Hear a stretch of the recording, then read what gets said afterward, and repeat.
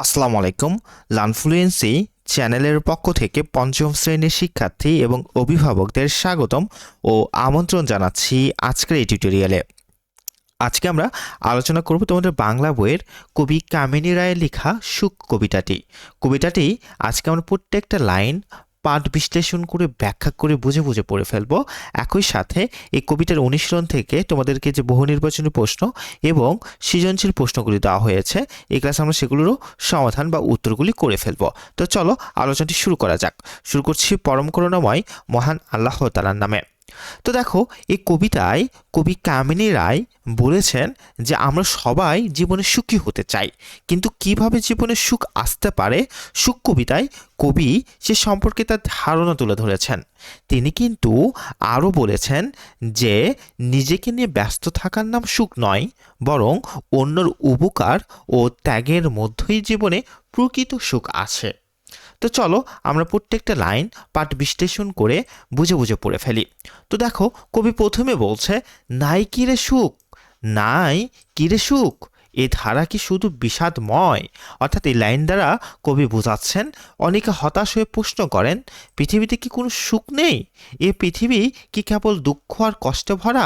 আমরা কিন্তু অনেক সময় একটু কি হয় বলো তো, আমরা কিন্তু অনেক সময় একটু ভেঙে পড়ি, সবসময় মনে করি আমাদের কারো জীবনে কোনো সুখ নাই, বিন্দু পরিমাণ সুখ নাই, আমাদের শান্তি নাই। আমরা কিন্তু সবসময় এইরকম একটা চিন্তা করি, এরকম একটা প্রশ্ন করি, তাই না? তো কবি কিন্তু বোঝাচ্ছেন যে আমাদের জীবনে সুখ নাই, আমাদের জীবনে শুধু দুঃখে ভরা, তাই না? এরকম প্রশ্ন করছেন কবি কিন্তু। এরপর কবি বলছে দেখো, যাতনে জ্বলিয়া কাঁদিয়া মরিতে কেবলই কি নর জনম লয়।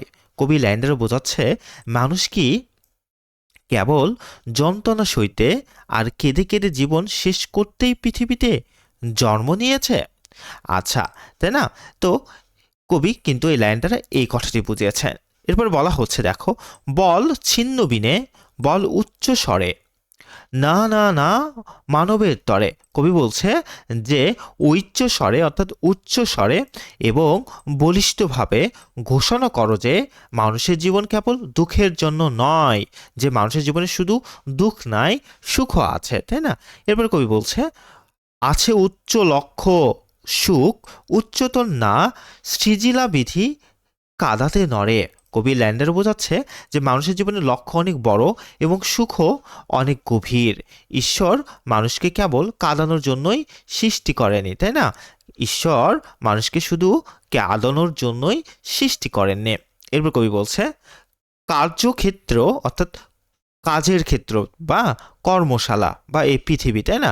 কার্যক্ষেত্র ওই প্রশস্ত পড়িয়া সমর অঙ্গন সংসার। এই কবি ল্যান্ডার বোঝাচ্ছে যে সংসার বা পৃথিবীটা একটা যুদ্ধক্ষেত্রের মতো, যেখানে কাজ করার বিশাল সুযোগ পড়ে আছে, তাই না? আমরা যদি কাজ করতে পারি, নিজেকে প্রতিষ্ঠিত করতে পারি, তাহলেই কিন্তু আমরা সুখ পাবো, তাই না? নিজেকে প্রতিষ্ঠিত করার মাধ্যমেই কিন্তু আমরা জীবনে সফলতা পাবো। এরপর কবি বলছে কি দেখো, যে যাও বীর বেশে করো গিয়া রণ, যে যিনি বেশুক লোভিবে সেই। অর্থাৎ কবি বলছে বীরের মতো সাহসের সাথে জীবনের প্রতিকূলতার বিরুদ্ধে যুদ্ধ করো, যে যুদ্ধে জয়ী হবে সেই প্রকৃত সুখ পাবে।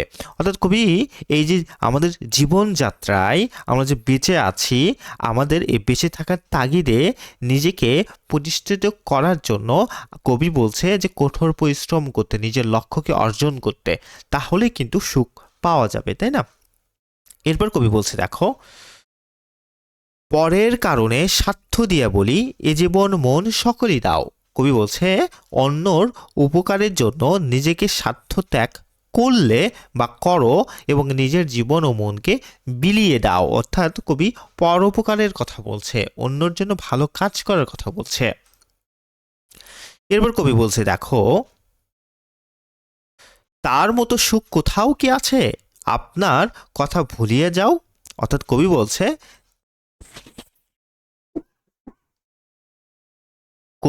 দেখো, যে নিজের কথা ভুলে গিয়ে অন্যর জন্য কাজ করার মধ্যে যে আনন্দ আছে তা অন্য কোথাও নেই, তা অন্য কোথাও নেই।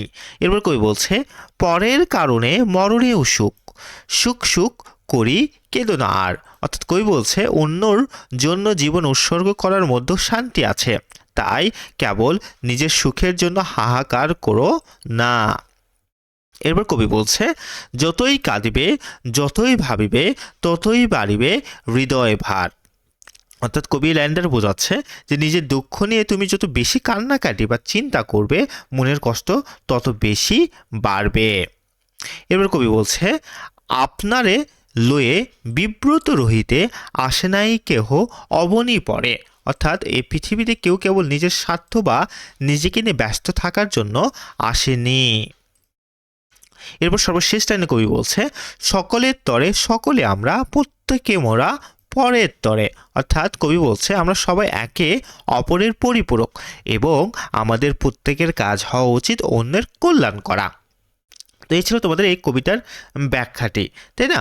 তো তোমরা যদি এখান থেকে এর পাঠ পরিচিতিটুকু খুব ভালোভাবে পড়ে ফেলো তাহলে আরও খুব সুন্দর একটা ধারণা পাবা, যেটা দ্বারা তোমরা সৃজনশীল প্রশ্ন খুব সুন্দর করে লিখতে পারবা। তো এই ছিল তোমাদের কবিতার বিশ্লেষণ বা ব্যাখ্যাটি। এরপর আমরা তোমাদের অনুশীলন থেকে যে বহু নির্বাচনী প্রশ্নগুলি দেওয়া হয়েছে সেগুলোর উত্তরগুলি দেখে ফেলি। চলো। তো দেখো 1 নম্বর বহু নির্বাচনী প্রশ্ন বলা হচ্ছে সুখ কবিতা অনুযায়ী কে সুখ লাভ করবে? উত্তরটি হবে খ নাম্বার, যে জীবন সংগ্রামে জয়ী হবে। এবার 2 নম্বর বলা হচ্ছে মনের কষ্ট বৃদ্ধি পায় কেন? উত্তরটি হবে গ নাম্বার, নিজেকে নিয়ে ব্যস্ত থাকলে। এরপর দেখো 3 এবং 4 নম্বর প্রশ্নের জন্য তোমাদেরকে একটি উদ্দীপক দেওয়া হয়েছে, তাই না? 3 এবং 4 নম্বর প্রশ্নের জন্য একটি উদ্দীপক দেওয়া হয়েছে। উদ্দীপকে বলা হচ্ছে সুমন ও নোমান পরস্পর বন্ধু। সুমনের বাবার মৃত্যুতে নোমান তাকে সার্বক্ষণিক সঙ্গ দিয়ে সান্ত্বনা দেয়। সাধ্যমতো সুমনকে সে আর্থিকভাবে সাহায্য করে। সুমনের সমস্যাকে নোমান নিজের সমস্যাই মনে করে। তো 3 নম্বরে বলা হচ্ছে অনুচ্ছেদটির ভাব সুখ কবিতায় কোন চরণে ফুটে উঠেছে? উত্তরটি হবে খ নাম্বার, পরের কারণে স্বার্থ দিয়া বলি। 4 নম্বরে বলা হচ্ছে উদ্দীপকের ভাব অনুযায়ী সুমনের সাথে নিচের কোনটি যায়, তাই না? উত্তরটি হবে কিন্তু ক নাম্বার 1 ও 2, অর্থাৎ পরোপকারী এবং নিঃস্বার্থ। পরোপকারী এবং নিঃস্বার্থ। এরপর আমরা সৃজনশীল প্রশ্ন উত্তরটুকু পর্যায়ক্রমে একটু দেখে ফেলি। চলো। তো আমাদেরকে এখানে কিন্তু একটা সৃজনশীল প্রশ্ন দেওয়া হয়েছে, তাই না? তো চলো আমরা ক খ গ খ প্রশ্ন 4টির উত্তর একটু পর্যায়ক্রমে দেখে ফেলি। তো ক নম্বরে কবি বলছে যে সংসার সমর অঙ্গনে কবি কিরূপ যুদ্ধ করতে বলেছেন? উত্তর দেখো, কবি সংসার সমর অঙ্গনে বীরবেশ যুদ্ধ করতে বলেছেন। খ নম্বরে বলছে এধারে কি বিষাদময়, কবির প্রশ্নের কারণ কি? কামিনী রায়ের সুখ কবিতায় যারা কেবল নিজেদের ব্যক্তিগত দুঃখ নিয়ে কান্নাকাটি করে এবং মনে করে এ পৃথিবী কেবলই যন্ত্রণার জায়গা, তাদের মানসিকতাকে তুলে ধরতেই কবি এই প্রশ্নটি করেছেন।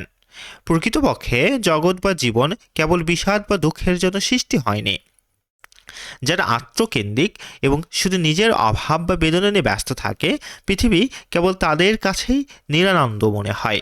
কবি এই প্রশ্নের মাধ্যমে বোঝাতে চেয়েছেন যে কেবল নিজের জন্য কাঁদলে সুখ পাওয়া যায় না, বরং পরের কল্যাণে ত্যাগের মাধ্যমেই জীবনের প্রকৃত আনন্দ ও সুখ খুঁজে পাওয়া সম্ভব। এরপর গ এবং ঘ নম্বর প্রশ্নের জন্য কিন্তু একটি উদ্দীপক দেওয়া হয়েছে, তাই না? তা আমরা উদ্দীপকটি একটু পড়ে ফেলি, এরপর গ এবং ঘ নম্বর প্রশ্ন উত্তরগুলি করে ফেলি। বলা হচ্ছে আলিম ও জামিল 2 ভাই। প্রবাসে গিয়ে আলিম প্রচুর সম্পদের মালিক হয়ে দেশে ফিরেছেন। বাড়ি গাড়ি সবই করেছেন, নিজের সুখের সকল ব্যবস্থাই করেছেন। অপরদিকে জামিল কেবল নিজের সুখ নিয়েই ব্যস্ত। পরিবার ও পাড়া প্রতিবেশীর সুখ দুঃখে তিনি এগিয়ে যান, অন্যের উপকার করার সুযোগ পেলে তিনি সুখী হন। তো এখান থেকে গ নম্বর প্রশ্ন তোমাদেরকে বলা হচ্ছে যে উদ্দীপকের জামিল সুখ কবিতায় বর্ণিত সুখী হবার কোন প্রক্রিয়াটি অনুসরণ করেছে ব্যাখ্যা করো। উত্তর, উদ্দীপকের জামিল সুখ কবিতায় বর্ণিত পরের কল্যাণে আত্মনিবেদনের মধ্য দিয়ে সুখী হওয়ার প্রক্রিয়াটি অনুসরণ করেছেন। সুখ কবিতায় প্রকৃত সুখী হওয়ার জন্য নিঃস্বার্থভাবে ভালোবেসে সুখী হওয়ার কথা বলা হয়েছে। প্রকৃত সুখী হতে গেলে অপরের কল্যাণ আত্মনিবেদনের মানুষে এগিয়ে যেতে হবে। অপরের সুখ দুঃখের অংশীদার হয়ে সেবা ও কল্যাণের মাধ্যমে ত্যাগ স্বীকার করলেই প্রকৃত সুখ হওয়া যায়। উদ্দীপকে জামিল তার ভাই আলিমের মতো আত্মকেন্দ্রিক ও স্বার্থপর নন। তিনি অপরের কল্যাণে এগিয়ে আসেন, পরের সুখের জন্য তিনি উন্মুখ। অন্যর উপকার তার মন খুব সুখ আসে, তাই তার সুখী হওয়ার প্রক্রিয়া নিঃস্বার্থ ত্যাগের। কেননা অন্যকে আপন ভেবে অন্যর সুখ দুঃখে অংশীদার হয়ে যে ব্যক্তি অপরের ভালো চায় সে ব্যক্তি মনের দিক থেকে প্রকৃত সুখী। আলোচ্য সুখ কবিতায়ও এ বিষয়ে আলোকপাত করা হয়েছে। সে বিবেচনায় উদ্দীপকের জামিল সাহেবের মধ্যে অন্যর কল্যাণ সাধনের মধ্যে দিয়ে সুখ খোঁজার দিকটি অনুসৃত হয়েছে। ঘ নম্বরে বলা হচ্ছে আলিমের সুখ প্রকৃত সুখ নয়, সুখ কবিতার আলোকে মন্ত্রপটি বিশ্লেষণ করো।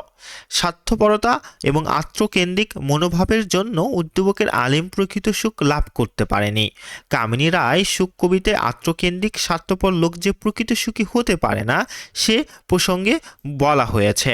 পক্ষান্তরে অন্যকে আপন ভেবে অন্য সুখ দুঃখের অংশীদার হয়ে প্রীতি ভালোবাসার সেবা ও কল্যাণের মাধ্যমে যে অন্যর মঙ্গলের জন্য ত্যাগ স্বীকার করে সেই প্রকৃত সুখী। উদ্দীপকে আলিম প্রচুর ধন সম্পদের মালিক হয়েও আত্মকেন্দ্রিক আর স্বার্থপর হওয়ার কারণে তিনি পাড়া প্রতিবেশী ও সমাজের মানুষ থেকে বিচ্ছিন্ন হয়েছেন।